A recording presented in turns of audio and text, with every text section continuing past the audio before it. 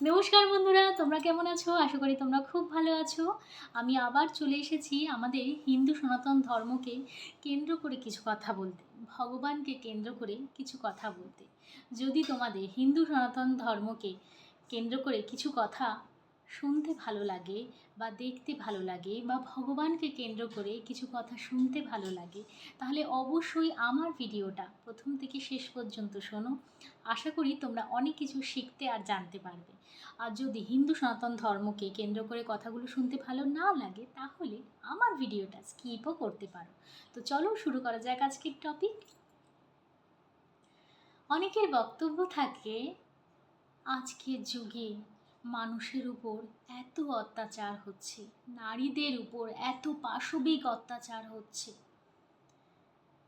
তবুও ভগবান মুখ তুলে তাকাচ্ছে না। ভগবান এসে একবারও ঠেকাচ্ছে না কেন?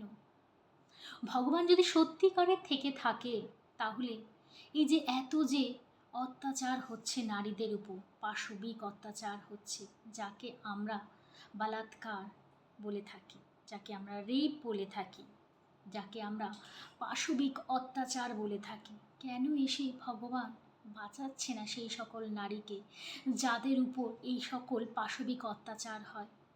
কত কিছু, চুরি ডাকাতি অনাচারে ভরে গেছে সমাজ, তবুও ভগবান কেন আসছেন না? কেন আমাদের এই সকল অত্যাচার থেকে মুক্তি দিচ্ছেন না? অনেকেরই বক্তব্য থাকে, আদৌ কি ভগবান আছে? যদি থাকতো তাহলে হয়তো আমাদের এই দিনগুলো দেখতে হতো না। তার মানে ভগবান নেই, তাই অনেকেই নাস্তিকে পরিণত হয়ে যাচ্ছে।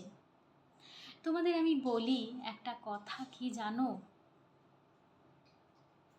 আমরা যা কিছুই ভুগি, প্রত্যেক কটা কিন্তু আমাদের কর্মফল। হ্যাঁ, এটা আমরা স্বীকার করি না। বাস্তবে আমরা কি এই জন্মে একবারই জন্মেছি? এই জগতে একবারই এসেছি? তোমরা জানো, পূর্ব থেকেই এই সমস্ত জিনিসগুলো হয়ে আসছে। সত্যযুগ, ত্রেতা যুগ, দ্বাপর যুগ, এখন বর্তমানে কলিযুগ চলছে। পূর্ব থেকেই তো এগুলো হয়ে এসেছে। দ্রৌপদীর উপর কি অত্যাচার হয়নি? পুরো সভাতে অত্যাচার হয়েছে, যেখানে সবাই ছিল।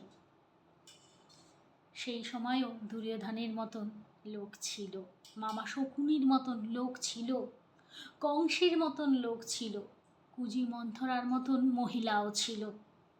আর আজ তো কলিযুগ, আজ তো হবে এটাই স্বাভাবিক।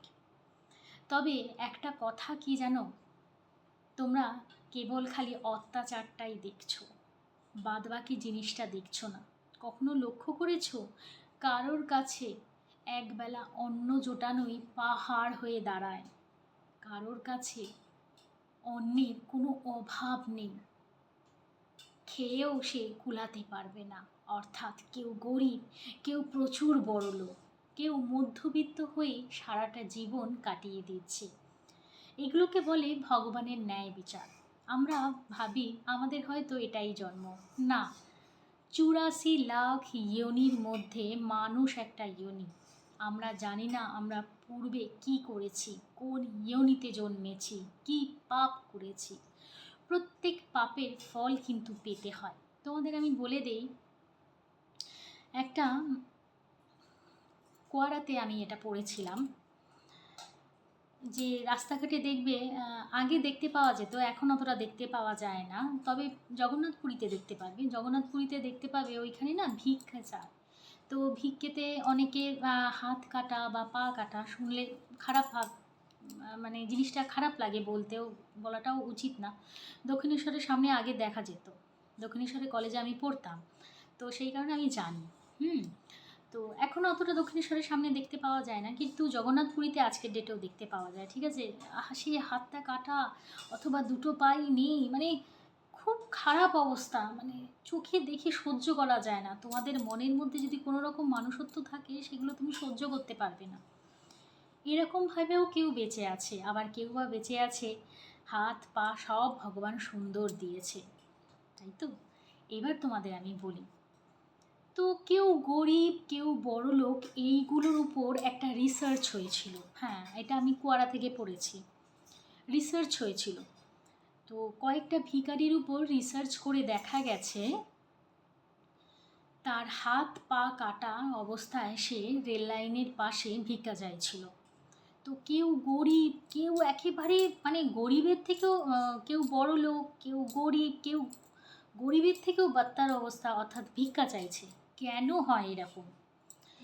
তো রিসার্চ পেপারে লাস্টে জমা পড়েছে এই জিনিসটাই, যে হাত পা কাটা অবস্থায় ভিক্ষা চাইছে সে কোনো এক যুগে অনেক ছেলের হাত পা কেটে তাকে ভিক্ষা করতে বসিয়েছিল এবং তার মাধ্যমে ব্যবসা করছিল। শুনলে একটু অবাক হবে, কিন্তু এটা কিন্তু প্রুফ আছে।